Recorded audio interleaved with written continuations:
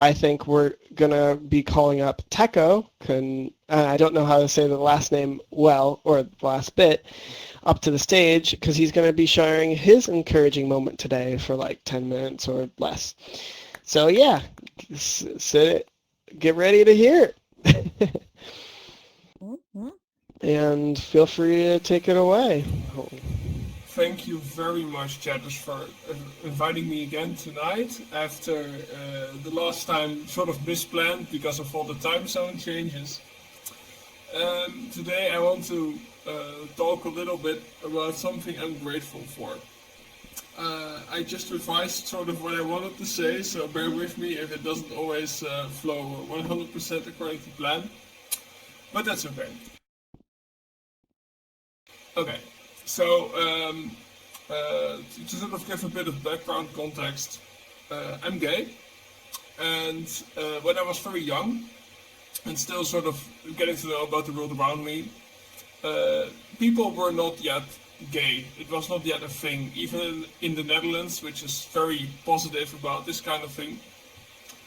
And in school, I learned about how some people, some men, can be attracted to other men, which is something that I recognized within myself.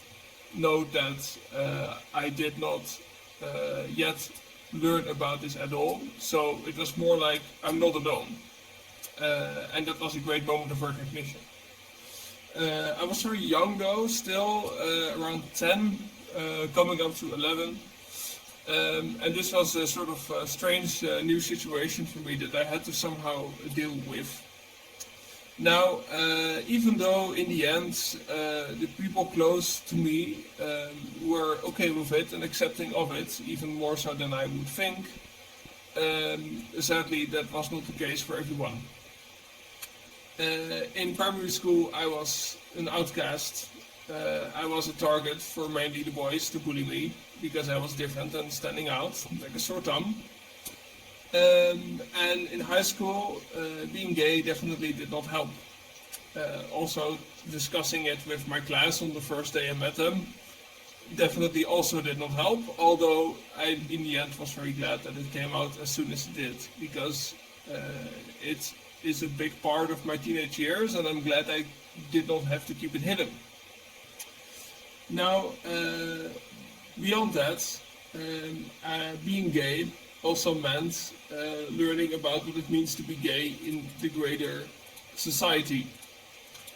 It was not something discussed that much on television. The only thing we saw was about certain celebrities who were gay, and that was sort of their shtick. They were sort of the gay guy on television, which does not help in making it feel normal. Something that also did not help was media from all over the world. In this case, mainly English-speaking media, various shows on television, etc. Videos online about Christians and their view on being gay. Now, I am not afraid to say that a bit like Paul, I did not like Christians when I was younger at all. I thought they were my enemy in a way because they did not accept me for who I am, or at least as who I define myself to be. Now, while I know not everyone in this room agrees, I'm perfectly fine with that because I know that in the end their heart is in a good place, and that's something I learned over time. Even though people might not always agree, they have their various reasons, and because they care for me in one way or the other, they have a certain belief that they hold towards me. Now, this is all fine and good, and I've made my place with it. Although I'll never know until the day I die and go to heaven, or not. We'll see. We'll see that soon enough. Now, what I wanted to come back to is the thing I'm grateful for, which is the church and being Christian. Something I could never hear my 11-year-old saying ever, because that was totally opposite to who I was presenting myself to be. And church is not just a place where I can explore my sexuality and the meaning of life and how those two interlink somehow, but it's also a place for great guidance in a way that my my earthly guides, like the teacher I had in primary school, will help me explore my sexuality and what it means to be gay and how to open up. Um, uh, those are earthly teachers, and yet there are so many things on the spiritual level that you can only go to church for.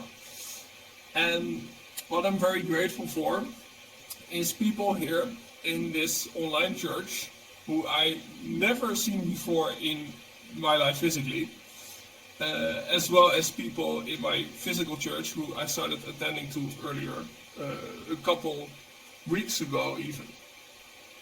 And what I'm very grateful for is, even though people here have different outlooks on the way I choose to live my life, I'm able to come here to who are basically, you all in a way are still strangers to me, and open up and be respected and be heard in one way or the other.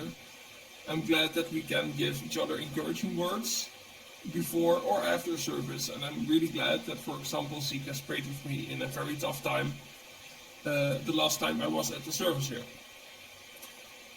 So even though I might not ever see any one of you physically ever, like some of you somehow pulled off, which is really cool, I'm really glad, I'm really thankful that I can be part of this Christian community, and I'm very proud that I can say that I'm a Christian.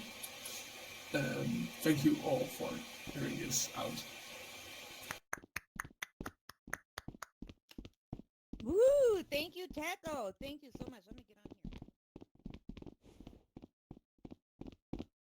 I could have just flown up there. I didn't have to walk here. But thank you, Taco, so very much for sharing today.